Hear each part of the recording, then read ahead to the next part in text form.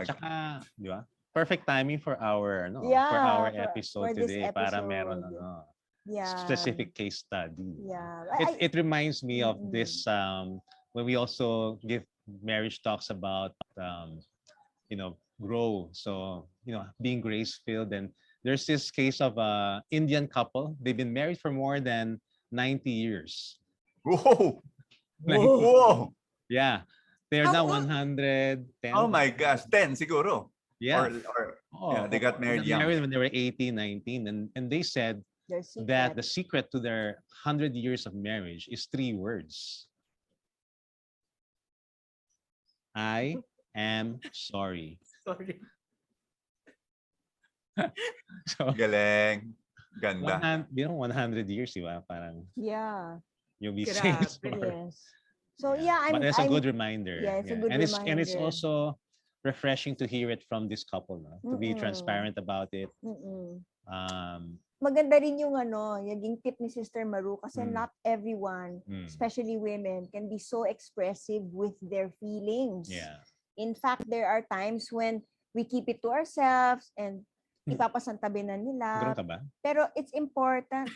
Ganun din ako minsan. Oo nga, minsan Pero di ko it's a alam. good reminder for a wife to actually express how you feel. Kasi nga, sometimes parang you don't acknowledge your own feelings, itatabi mo na lang. Yung pala nag-grow na yung resentment mo, tapos bigla ka na lang parang vulkan na sasabog, di ba?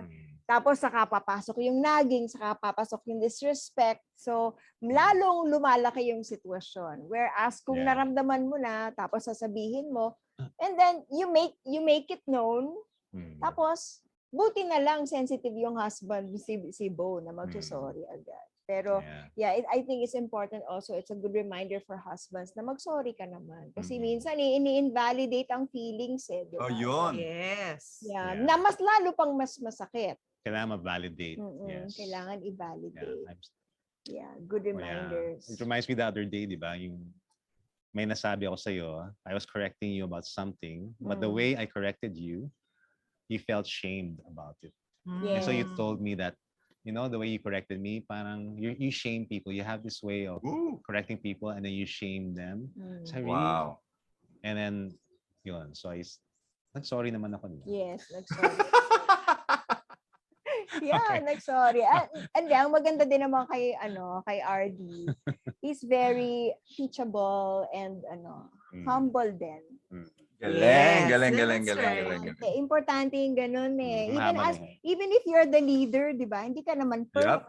But it's hard, It's hard. I have to bite my lip about, parang real.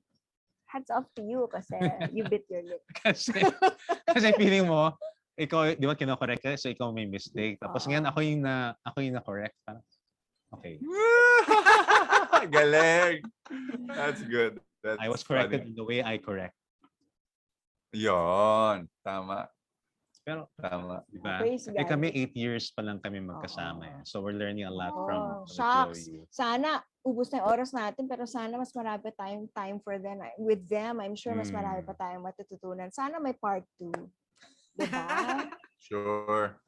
Anytime.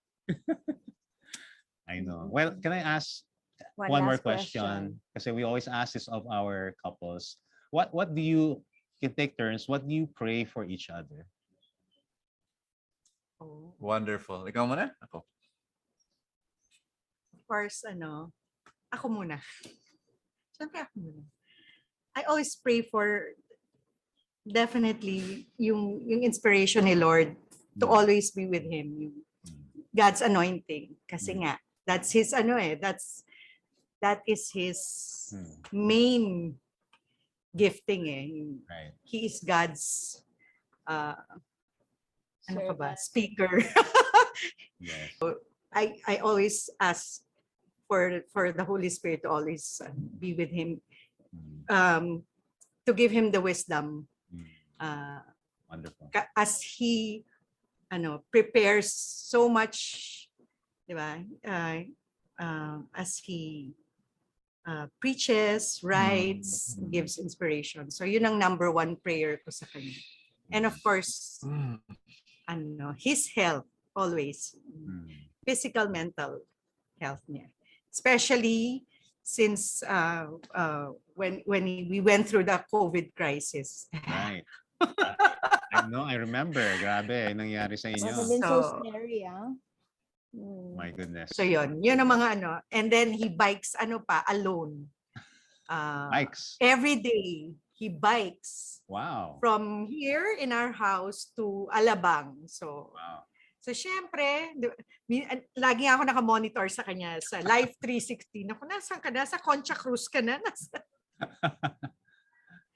Tapos, I saw yun. something that, pero sometimes sumasama ka, di ba, Maru? Yes.